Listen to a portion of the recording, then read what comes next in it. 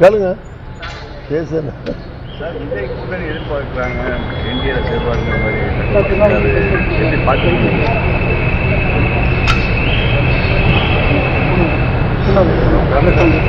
நீங்களே சொல்லிட்டீங்க எதிர்பார்க்குறாங்கன்னு.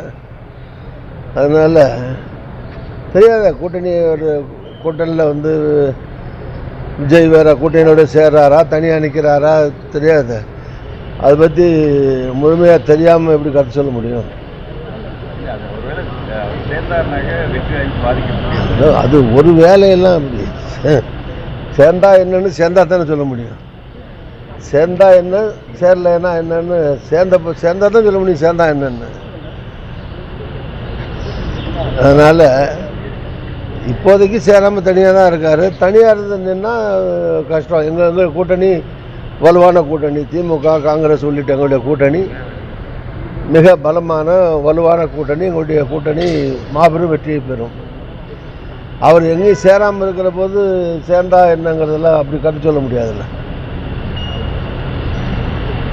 திமுக காங்கிரஸ் கூட்டணி வந்து நிரந்தரம் இல்லை, எப்போதான் மாற்றம் சொல்லி சொல்லியிருக்காரு.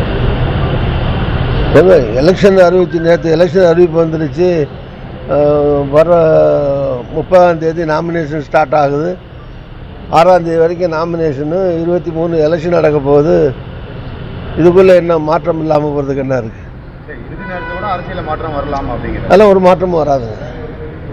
எல்லாம் கன்ஃபார்ம்டு. கூட்டணி கன்ஃபார்ம்டு. நம்பர் 28 பேசி கன்ஃபார்ம்டு. அதனால் எந்த மாற்றமும் வராது. இதே ஒரு வலுவான கூட்டணி. ஏற்கனவே இருந்த கூட்டணி, இருக்கிற கூட்டணி.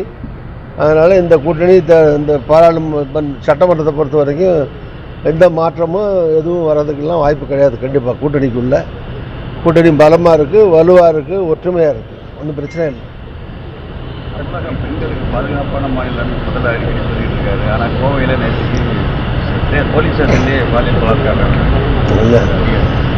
இது மாதிரி சம்பவங்கள் இந்தியாவில், தமிழ்நாட்டில் மட்டுமல்ல, இந்தியாவில் இருக்கிற பல்வேறு மாநிலங்கள்லையும் அங்கொன்றும் இங்கொன்றுமாக அங்கங்கே சில மாநிலங்களில் சட்டம் ஒழுங்கு பிரச்சனைகள், இது மாதிரியான பிரச்சனைகள் இருக்குது. அது கண்டனத்திற்குரியது. காவல்துறை உரிய நடவடிக்கைகள் எடுக்கணும். துரிதமாக வேகமாக முன்னெச்சரிக்கையோடு செயல்படணும். அதெல்லாம் கரெக்ட் தான். ஆனால் இப்படி நடக்கிற 1-2 சம்பவங்கள் அங்கங்கே நடக்கிறத வச்சுக்கிட்டு மொத்தத்திலே சட்டம் ஒழுங்கு கெட்டு போச்சுன்னா சொல்ல முடியாது.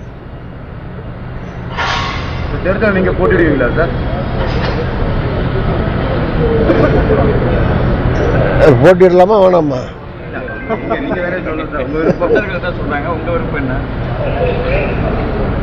பார்ப்போம். அப்படி போட்டியில் எடுத்துக்கலாமா சார்?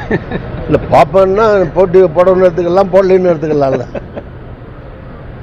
தலைமையிலேருந்து வாய்ப்புகளை கொடுத்தாங்கன்னா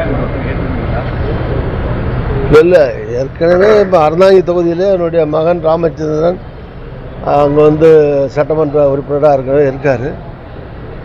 அதனால் சீட்டுகள் பிரித்து 28 தொகுதி வருது. அதில் அறந்தாங்கி தொகுதியும் வரும்னு நம்புகிறேன். அப்படி காங்கிரஸுக்கு அறந்தாங்கி தொகுதி ஒதுக்கப்பட்டால் காங்கிரஸ் வேட்பாளராக காங்கிரஸ் இருக்கிற எம்எல்ஏங்கிற முறையில் ராமச்சந்திரனை பரிசீலிக்கும் என்றும் நம்புகிறேன். அது ஒரு பக்கம்.